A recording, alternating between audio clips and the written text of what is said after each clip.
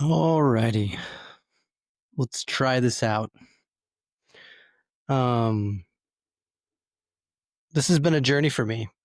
Uh, my name is Steven. This is the Beyond Just Leadership podcast. Um, for the longest time, I've had multiple people say, "Hey, Steven, you should start to open your voice. You should start to speak out, and try to make a difference." One of the big things in my life is my why I do what I do.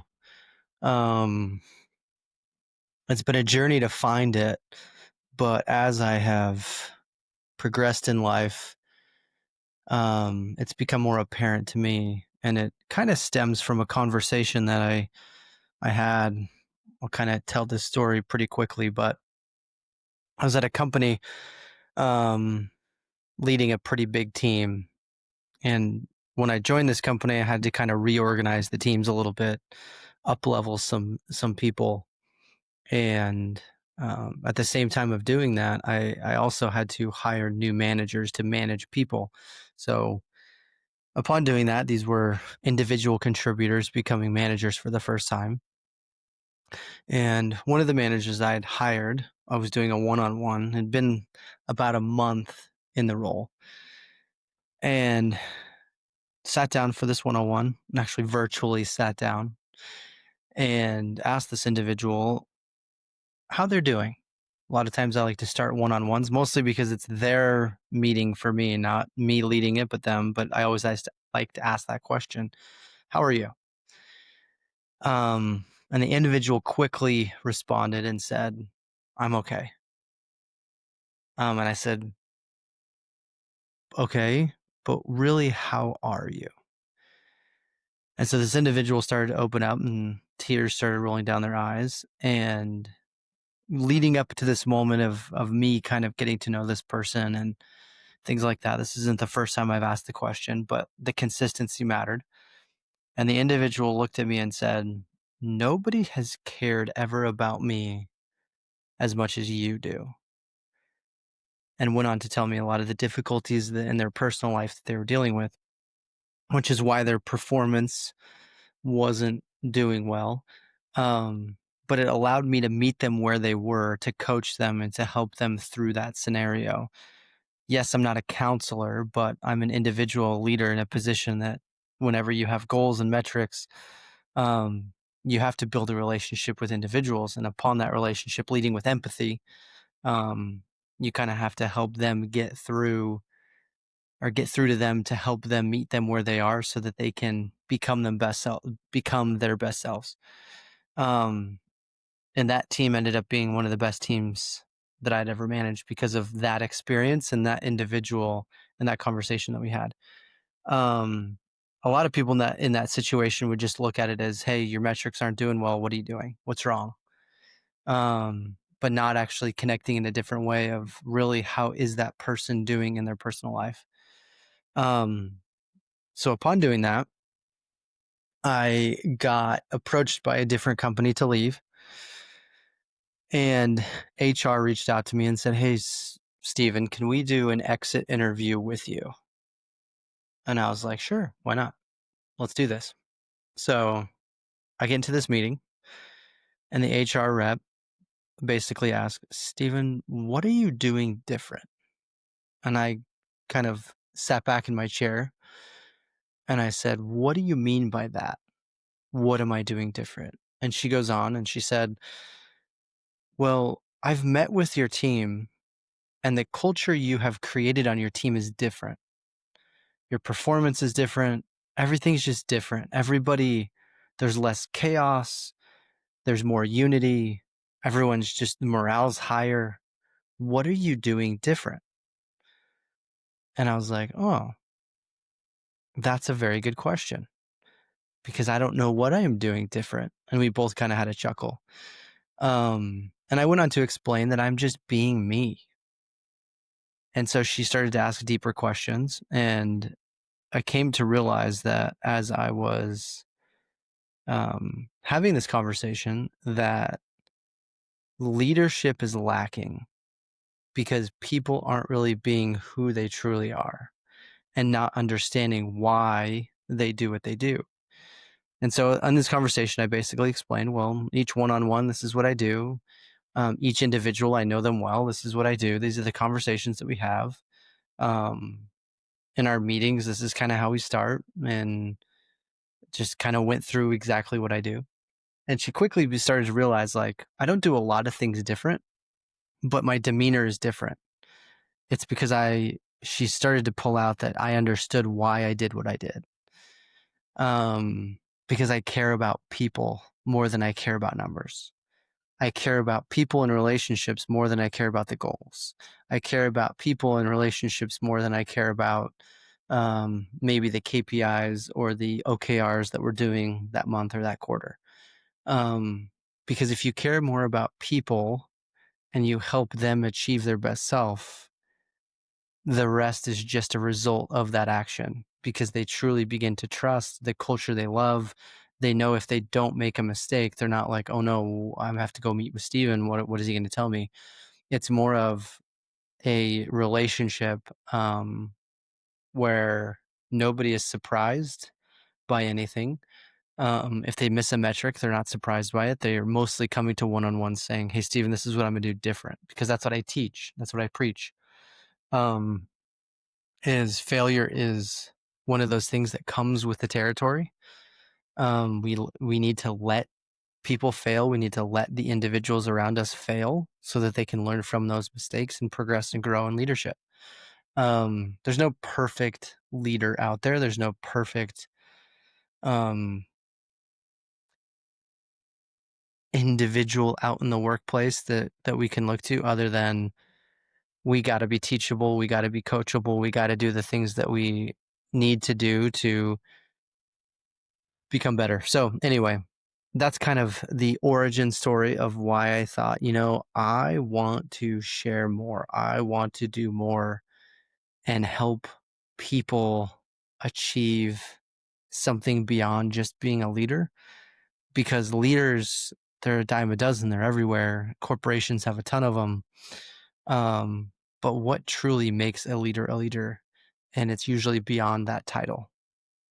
And I kind of just got fed up with dealing with bad leaderships. A lot of times you go into companies and they want to push strategies, they want to push things, and they oftentimes point to, well, what's going wrong? Did we hire the wrong people? Instead of asking the question, well, maybe it's us. Maybe we have the wrong leaders in place to actually move forward with this company and these strategies. Because the leaders aren't doing what they're supposed to do. They're not having the right conversations.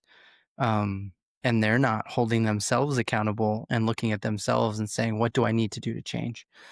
So that's the big thing. And so I had this idea of, do I do a podcast? What do I do? And so this is my first of many that I hope that I can connect with people. It's interesting. The last couple of days, my daughter approached me, and because she's been wanting to do a podcast, and I said, hey, let's do one together.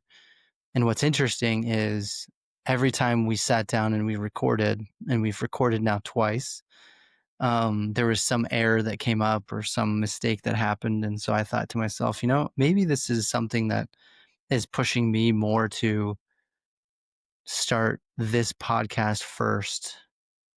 And it's something inside of me that's just screaming out, that's saying, Steven, you need to speak up first. I'm excited to actually do the podcast with my daughter. It's a different style. And it's also going to be super fun. And we've already had a lot of fun trialing it and recording a couple of sessions, but we're going to have to redo some of those, but that's okay. But she's been a trooper in it. But not to get sidetracked. The one thing I kind of want to talk about in this first podcast is that concept of understanding why leaders want to be leaders. And where do you find the best leaders in a company? Somebody asked me that the other day. They approached me and said, hey, Steven, we're thinking about promoting this person. And first off, I was like, why are they coming to me for this question? But that's another topic for another day. But I quickly said, you usually find the best leaders that aren't the best individual contributors. One individual that I follow quite closely who has done a lot of research in this, and me as well, is when you look in the military and you look at the different groups. A lot of times too, when you look at the Marines, the way they recruit is actually not recruiting the strongest or the best. It's the individuals usually in the middle that are willing to sacrifice themselves to be humble, to be teachable. Just has a different drive about them, which is interesting because I love movies. And one of the movies that resonates with me a little bit about this um, is look at Top Gun and Maverick. So this movie I'm going to probably talk a lot, and a lot of different other companies too. But Maverick's character is fascinating because he is a leader, but an individual contributor in many ways. And so oftentimes the title doesn't really matter. People always think, well, I need to be a director, I need to be a vice president, or I need to be a C-suite individual to really enact change. But that's actually incorrect. It starts with your decision to do that today. Do you want to be different? When I got into so-called management before that, as an individual contributor, I led by example. A lot of people approached me before they approached managers because of who I was. I was first approachable, but I also wanted to create a culture myself of like helping others, servitude. It's a big thing in within me.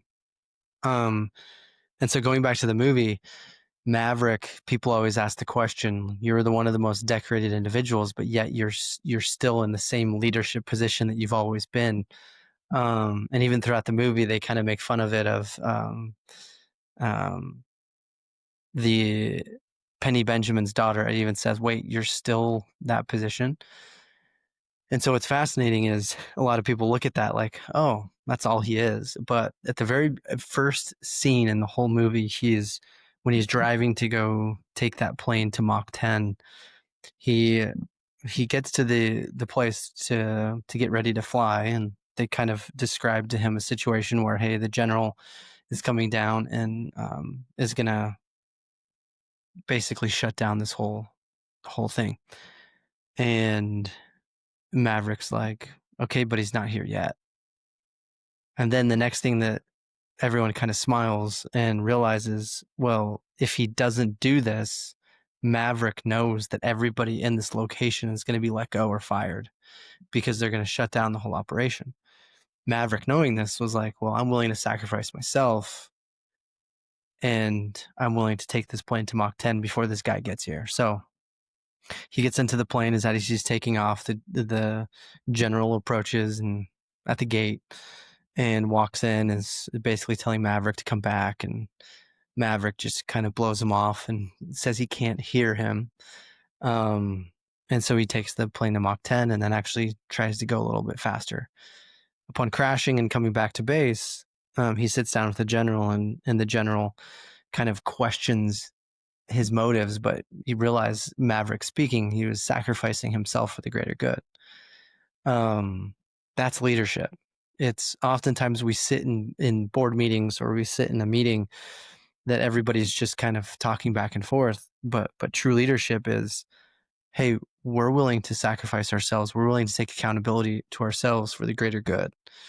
Leaders should be the first one to say, hey, I failed, and take the blame and take accountability for it, not pointing the fingers at everybody else saying, oh, well, that group did that or this group did this.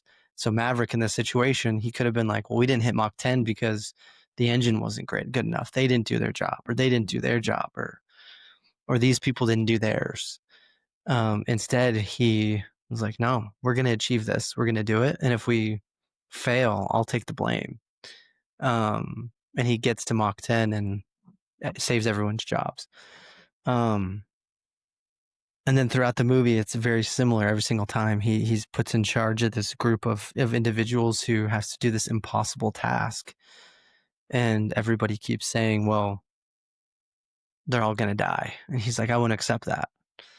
And so throughout the movie, his senior leaders at this point were saying, well, you've basically taught why they wouldn't believe that this mission is possible based upon your training style and everything else. But little do they know that he was playing the long game, or as an author, one of my favorite authors would say, he was playing the infinite game. He wasn't looking at the day-to-day tasks of what they were achieving. Yes, there was failure along the way, but he was looking at the end game of, well, I want them to succeed, and this is what it's going to take to get them to that end spot. And so after his best friend passes away, Maverick gets fired, essentially, and goes to his confidant. You can call this individual a girlfriend, partner, whatever. And she kind of tells him, Maverick, you always figure it out. And he goes, well, this is different. And she goes, no, you will figure it out. So the next scene is everyone's basically about ready to receive their training for the day. And the new commander is basically giving them instructions. This is what we're going to do. And then every single person in the room starts murmuring of, oh, this is impossible. We're going to fail. Like we're going to be sitting ducks. We're going to die. And then all of a sudden you see on the screen Maverick pop up of he's taking his own plane, driving through the course. He sets the target and everybody's on the edge of their seat. Like, is he going to actually do this? So this is another awesome leadership principle of he's getting into the, call it nitty gritty, or getting into the details, servitude or sacrificing or working alongside these individuals to show them, hey, I've been asking you to do this. Let me show you that I can do it.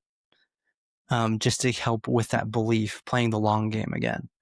So he flies through the course. Obviously, he hits the mark. And then he puts his senior leaders in a bad spot because they just realized, wow, this is possible. But what do we do with him? What do we do with Maverick? What do we do with this leader? Because we can't fire him because we're about to go on this impossible mission. So basically, they put him in charge. And he has to pick his pilots. Another crazy leadership principle that I kind of mentioned just a minute ago is, where do you find the best leaders? Oftentimes they're not the best. So Maverick, choosing his wingman, did not choose the best, which is fascinating, because sometimes if you choose the best, that doesn't mean they're a bad leader by any means. But oftentimes the best leaders, the individuals that are the most humble and will sacrifice, are the ones not at the top. So he chooses his wingman, which is crazy. It's Goose's son in this. So in the previous movie, but anyway, so they go on this journey, or this mission, and halfway through the mission,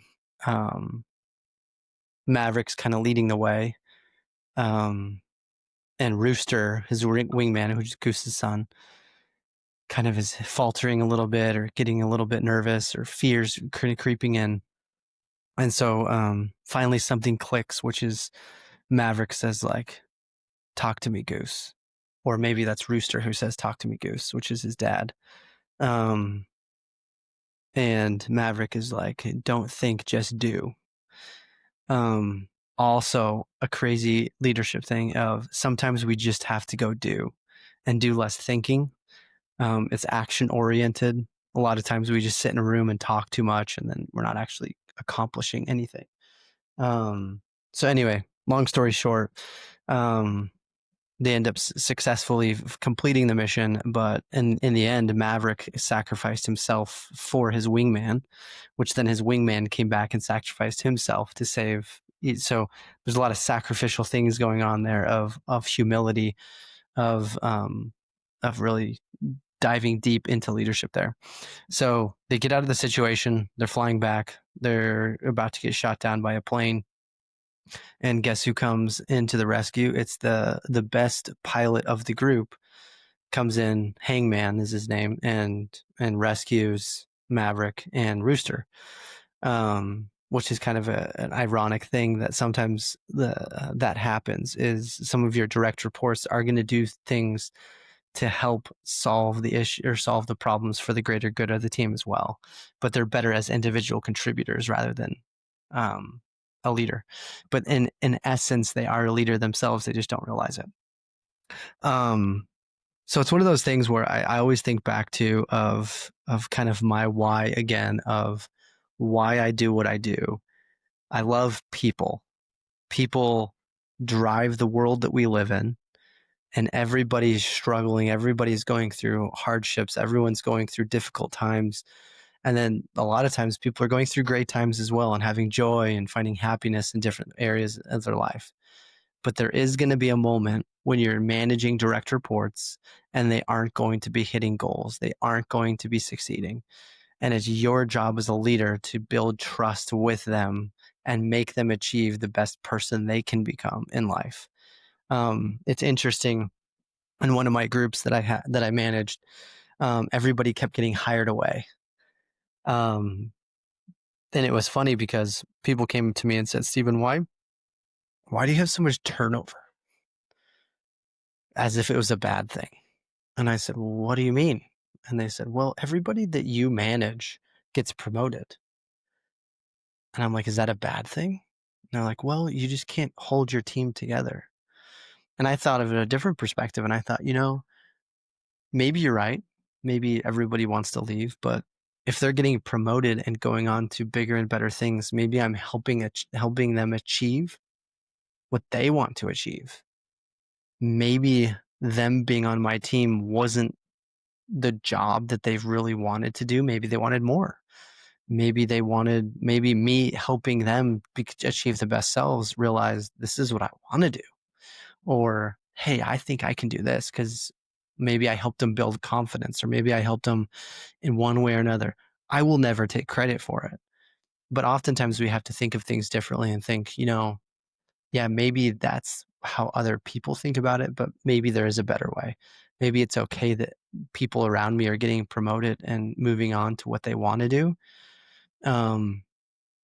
because they're finding confidence in their voice. They're finding confidence in what they do. So, anyway, I hope this podcast this is an example. I hope this can help somebody out there. Someone can listen to this and realize, hey, I'm thinking the exact same way, or hey, what he just said, let me try that in leadership. The last thing I always like to do is I like to leave with a mantra. Sometimes with my teams, it would be, hey, #GoTeam. But one thing I love to do is I love to build confidence with positive thinking. And so it's an acronym that when I was a little kid, my dad just ingrained in me. Just when I played sports, one of my favorite sports is basketball. And this kind of relates to leadership in a weird way. But throughout junior high, I wasn't a very good free throw shooter. And my dad was always like, you're just in your head. And I didn't understand that at the time, but I probably shot 60, 70% from the free throw line.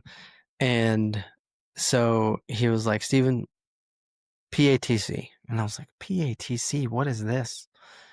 And he goes, "Okay, positive attitude and your thoughts, and go forward with confidence." So positive attitude, thoughts, and with confidence. So I was like, "All right, well, Dad, what does that really mean?" He's like, "Okay, stand at the free throw line. You've been practicing. You shoot 100 free throws a day. Now it's just a mental mindset. You need to be confident that you've done the preparation, and then now have positive thoughts that it can happen. So think that it can happen, and it will." So I stood at the free throw line, and he said, every time you should go to the free throw line, you should always be 80 to 90%, regardless of how many you've taken that week. It's all mindset. I was like, all right. So throughout my high school career, I went forward and I did that. I was like, every time I stepped to the line, I said to myself, it's going in. We got this. And I shot above 90%. So it's one of those things where a lot of times in leadership, it is a mindset. You have to believe it. If you're not believing it, it's not going to happen. If you don't believe in the little principles or being coachable and teachable to get better as an individual, you have to believe it. You have to have that positive attitude. And then you have to have confidence in your abilities. And that confidence grows from practice. It's from actually doing the little things to get there. So I'll close with that. PATC. Always have a positive attitude in your thoughts, knowing you can do it, and then go forward with confidence. I appreciate everyone listening. If you'd like to hear more, just keep listening every week, every day, however many times I do this, and hopefully this helps change your life. Thanks.